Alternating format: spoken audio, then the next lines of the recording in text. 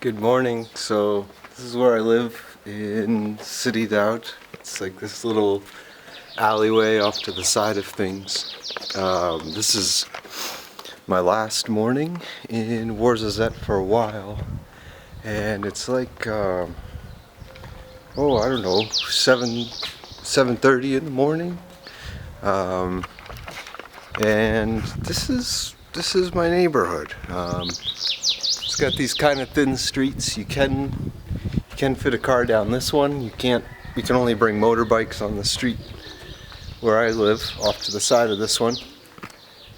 And the streets are kept clean every day by the people who live here. We sweep the streets, get rid of the trash. Out here behind me is the farms. I decided to do this early in the morning because everybody's sleeping. People stay up late because it's when it's cool at night. Here's a cool little vehicle, and this cat is growing up. This cat actually made a feature in another video. The cats here live in people's houses sometimes, and then they live outside again. They walk across people's roofs, and sometimes we give them a little bit of meat. And I haven't seen a single rodent since moving. I've been living in Warzazet for 6 months. I haven't seen any mice, haven't seen any rats, because there's cats everywhere. So heading down this way, this is where my friend Hamed lives, down here. He's probably still asleep. So yeah, I said at the beginning of this video that, this is Hamed's house here. I said in the beginning of this video that this is my last morning in Warzazet for a while.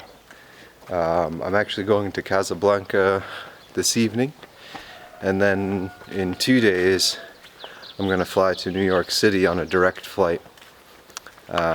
Wasn't really my plan to leave. I was going to try to stay for as long as I could,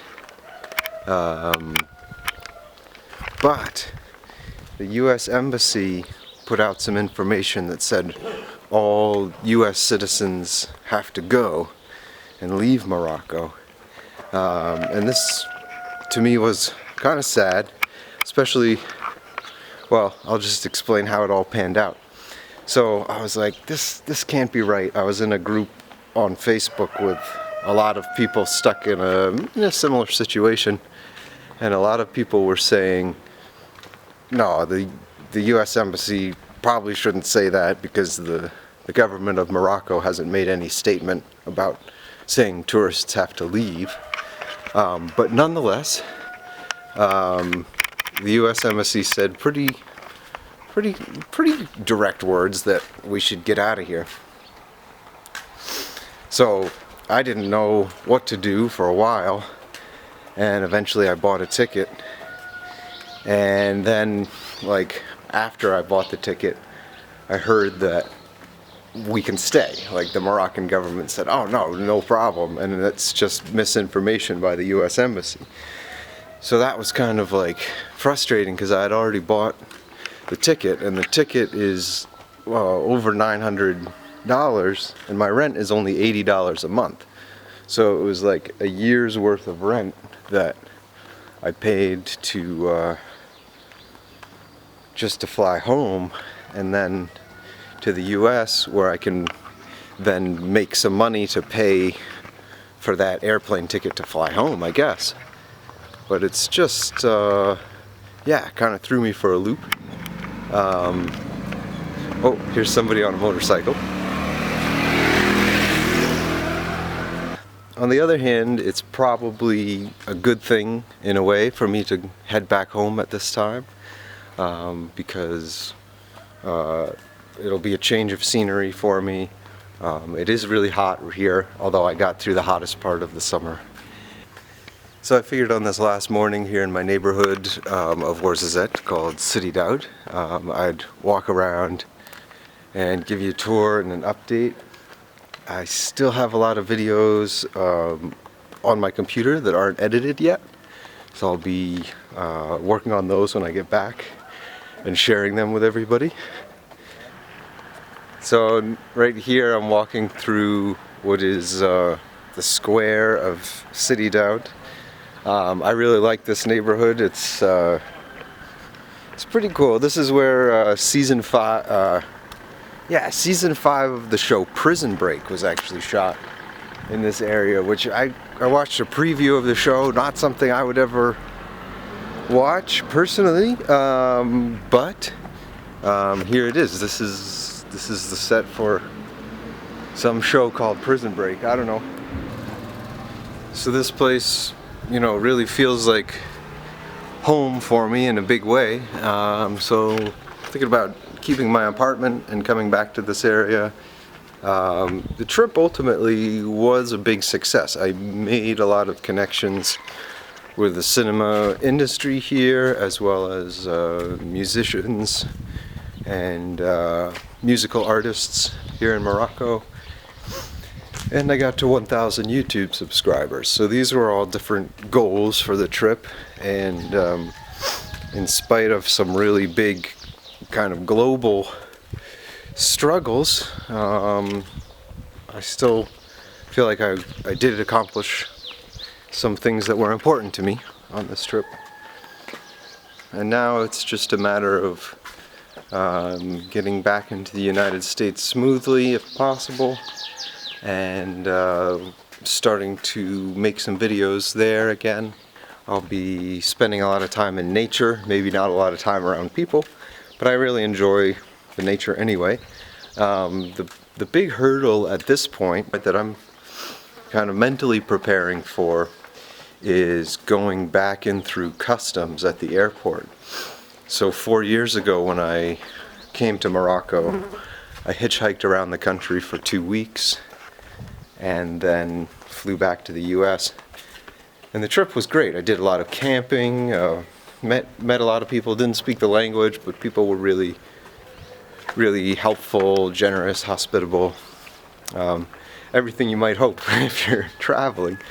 And so the really hard part of the trip was actually getting back into the country, because the customs and border protection people at the airport didn't believe that I could have had such a positive experience in a Muslim country. Morocco is 99% Muslim, and a lot of federal employees in the US have a really strong issue with Islamophobia. They have irrational fear of Muslims. So hearing my story didn't make sense with their worldview at all.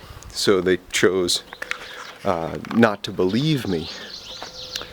And after an hour and a half of interrogation and having my things searched 6 times, everything searched 6 times, everything in my backpack, they went through all 500 photos on my camera and read my 28-page journal. Finally, they decided to let me back into the United States.